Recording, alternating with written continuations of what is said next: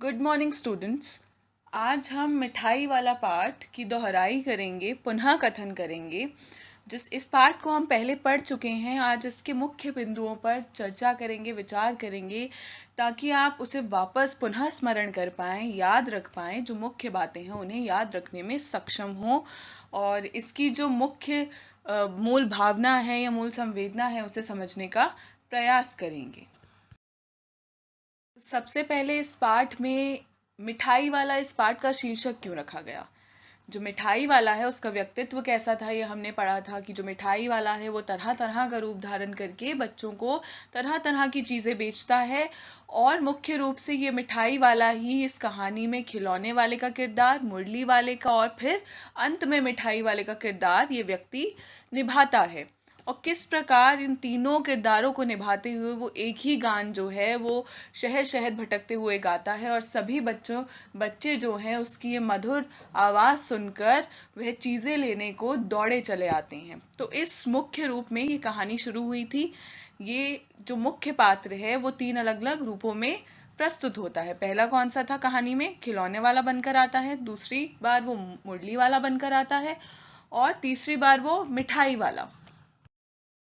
जो मिठाई वाला है या मिठाई वाले के जो गुण हैं वो किस प्रकार इस पाठ में दिखाई देते हैं, कैसा दिखाई दिया था? जो हमने जब ये पाठ पढ़ा था तो मिठाई वाले के व्यक्तित्व के, उसकी पर्सनालिटी के ऐसे कौन से गुण थे जो हमें उसकी ओर आकर्षित करते हैं या हम उसका ध्यान, उसकी ओर ध्यान आकर्षित करते हैं। यानी जब वो मुरली बेचने आता था या यूँ कहीं खिलौने बेचने आता था तो वो मधुर ढंग से गीत गाता था और अपनी चीज़ों को बेचता था। तो जो आसपास के सभी लोग थे वो सुनकर ही अपनी बालकनीज में आके खड़े हो जाते थे, बरामदे में आकर, और उसकी आवाज़ सुनते थे। और इसी के साथ जो बच्चे हैं वो आकर इर्द गिर्द उसके आगे गोला बना लिया करते थे और चीज़ें मांगने लगते थे। इसी के साथ मिठाई वाले का एक मधुर गीत हो गया। एक गुण कि वो बहुत मधुर ढंग से गीत गाकर चीज़ें बेचता था। दूसरा गुण कि कम लाभ में बच्चों को खिलौने और मिठाइयाँ देता था। यानी में प्रॉफिट नहीं लेकर जो चीज़ें वो बेचता था उसमें उसे चाहे हानि हो रही हो फिर भी कम पैसों में, कम शुल्क में वो चीज़ें बेचा करता था। उसके हृदय में बच्चों के लिए स्नेह था, वे कभी गुस्सा नहीं करता था।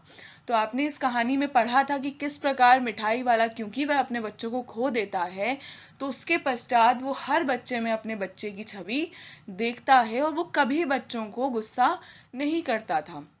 एक विशेष प्रकार का लगाव उसके मन में बच्चों के लिए था और बच्चे उसके इर्द गिर्द ही घूमा करते थे जब भी वो इसकी आवाज़ सुना करते थे। हर बार वो नई चीज़ें लाता था। तो ये एक गुण है कि जब भी वो बच्चों के नज़दीक आता था या बच्चों को चीज़ें बेचने के लिए आता था तो हर बार एक नया अवतार लेकर आता था, हर बार एक नई चीज़ लेकर आता था कि बच्चे बहुत प्रसन्न होते थे, उल्लासित हो जाया करते थे। वह बच्चों से बहुत प्रेम करता था। वह संवेदनशील, वहाँ भावुक व्यक्ति था।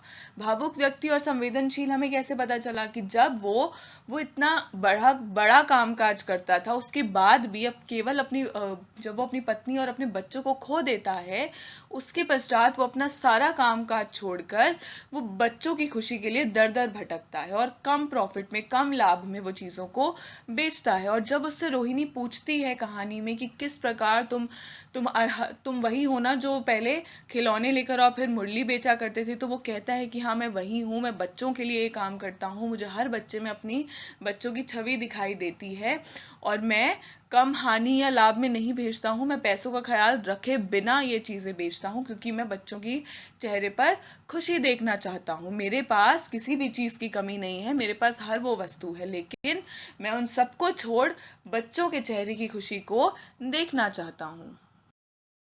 इस कहानी में एक मुख्य बात थी कि इस व्यवसाय को, यानी ये चीज़ें बेचने का जो व्यवसाय है, जो काम है, वो मिठाई वाला क्यों चुनता था?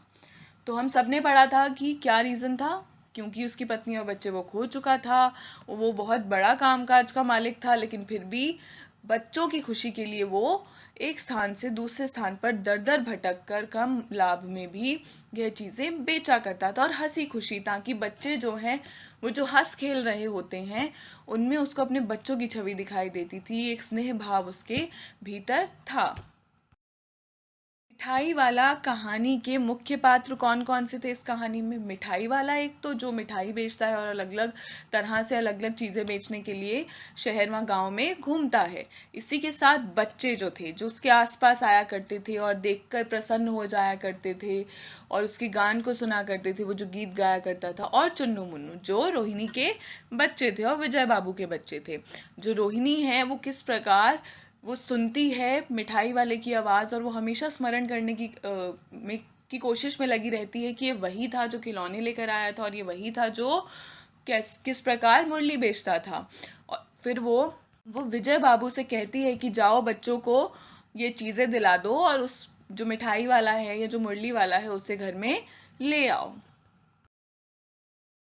तो एक बार फिर से हम इस कहानी का सार पढ़ लेते हैं ताकि मुख्य रूप से जो बातें हैं और जो कहानी का प्रसंग है वो आपको समझ में आ जाए। जैसे यह कहानी भगवती प्रसाद वाजपेयी, जिसमें कहानीकार ने पिता का बच्चों के प्रति प्रेम भाव को दर्शाया है। जैसे आपको पता ही है कि मिठाई वाले का जो प्रेम था बच्चों के लिए अपने बच्चों को खो देने के बाद, तो उस प्रेम भाव को दर्शाया है। किस तरह से एक पिता अपने बच्चों को खो देने के बाद अन्य बच्चों में उस खुशी को तलाश करता है।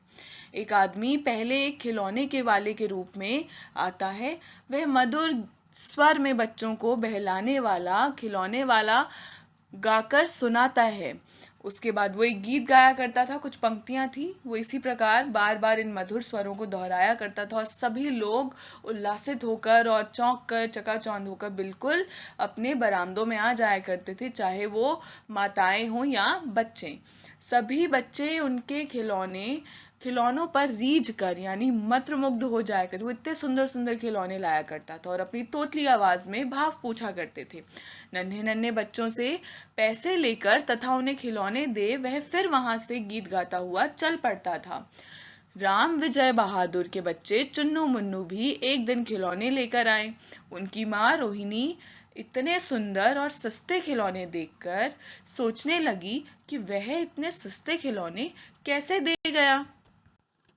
तो हर किसी के जो माता पिता थे उनके मन में एक शंका बन जाती थी कि इतना सस्ता कैसे मिल सकते हैं खिलौने, क्योंकि जब चुन्नू मुन्नू जो खिलौने लेकर घर लौट कर आते हैं और वो जब पूछते हैं कि तुम्हें कितने में लाए और वो कहते हैं कि बहुत कम दाम में उन्हें मिले हैं, तो जो माता पिता हैं यानी रोहिणी और विजय बहादुर जो हैं, राम विजय बहादुर, वो हैरान हो जाते हैं कि इतने सस्ते दामों में खिलौने कौन दे रहा है।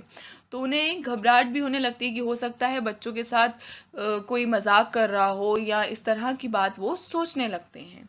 इसके 6 महीने बाद, यानी पहले वो खिलौने वाला बनकर आया और उसके बाद 6 महीने बाद नगर में किसी मधुर मुरली बजाकर बेचने वाले का समाचार शहर में फैल गया। सब में ये बात फैल गई कि जो मुरली बजाता है एक आदमी है जो मुरली, बहुत मधुर मुरली, बहुत सुरीली मुरली बजाता है, और सारी जगह ये बात फैली हुई थी और सभी उसको सुनने के लिए बेताब थे। वह बहुत सस्ती मुरली बेचता है। तो ये भी फैल जाता है। आप सबको पता है कि खिलौने वाला, मिठाई वाला जो भी था वो बहुत कम दामों में चीज़ों को बेचा करता था। तो मुरली वाले के संदर्भ में भी यही बात प्रचलित थी। तो इसके बाद क्या होता है, रोहिणी उसकी आवाज़ सुनकर पहचान गई, ये वही खिलौने वाला है। रोहिणी ने अपने पति के द्वारा इस मुरली वाले को बुलाया तथा अपने बच्चों के लिए मुरली खरीद ली। फिर उसे देख बच्चों का समूह खुश होकर उसके चारों तरफ इकट्ठा हो गए और मुरली वाले ने सभी बच्चों को मुरली देने के बाद मुफ्त में मुरली दी, जिसके पास पैसे भी नहीं थे। यानी मुरली वाला बिना पैसों की परवाह किए मुफ्त में भी मुरली दे दिया करता था। अगर किसी बच्चे के पास पैसे नहीं होते थे तो बच्चे को प्रसन्न करने के लिए वह किस प्रकार से मुरली को मुफ्त में भी यानी फ्री में भी दे दिया करता था। उसके बाद पहले वो क्या आया बनकर खिलौने वाला, फिर 6 महीने बाद वो मुरली वाला बनकर आया। उसके बाद 8 महीने बाद फिर से सर्दियों में एक मिठाई वाले का गीत सुनाई पड़ने लगा और जो मिठाई वाला है वो भी उसी प्रकार गीत गाता था। रोहिणी को इसका भी स्वर सुना हुआ लग रहा था। वह अपनी छत से तुरंत नीचे आई। उसने मिठाई वाले को बुलाया। रोहिणी के पूछने पर उसने बताया कि वह इससे पहले खिलौने और मुरली बेचने आया था। रोहिणी ने उससे पूछा कि वह इतनी सस्ती चीज़ें क्यों बेचता है, क्योंकि वो बहुत हैरान थी रोहिणी इस बात को लेकर कि यह इतनी सारी सस्ती चीज़ें क्यों बेचता है बच्चों को। तो वो उससे बात करना चाहती थी एक बार। मिठाई वाले ने बताया कि वह एक नगर का एक अमीर आदमी था और उसके 2 बच्चे और उसकी एक सुंदर पत्नी थी, लेकिन अब वह कुछ भी नहीं रहा उसके पास और वह अपनी पुरानी बातें याद करके फूट फूट के रोने लगता है। उसने बताया कि वह इन्हीं बच्चों में अपने बच्चों की झलक देखने के लिए यह सामान बेचता फिरता है। वह रोहिणी के बच्चों चुन्नू मुन्नू को कागज़ की पुड़िया में मिठाई बिना पैसे लिए ही देकर गीत गाता चला जाता है। तो ये है केवल पाठ का सार कि किस प्रकार जब रोहिणी जो है वो मुरली वाले की या यूँ कहें कि खिलौने वाला और मिठाई वाले की बात सुनती है और जब उसकी कथा सुनती है तो वो भावुक हो जाती है, बिल्कुल हैरान हो जाती है, उसे उस पर दया आने लग संवेदनशील हो जाती है, सांत्वना प्रदान करती है और फिर उसके बाद चुन्नू मुन्नू को वो मुफ्त में मिठाई देकर वहाँ से चला जाता है, जैसे हमेशा की तरह वो बच्चों को प्रसन्न करता था और चला जाया करता था। और इसी कहानी के बीच में एक प्रसंग है जो विजय बाबू से संबंधित है।